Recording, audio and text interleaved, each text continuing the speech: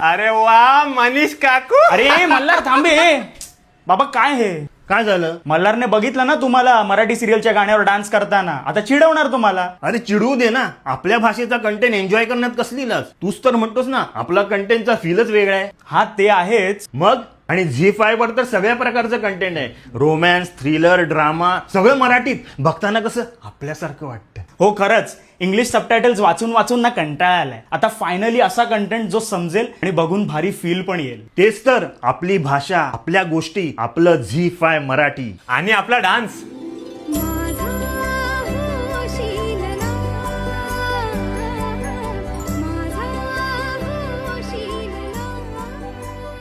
मराठी मनोरंजनाचे हक्काचे ठिकाण मराठी झी5.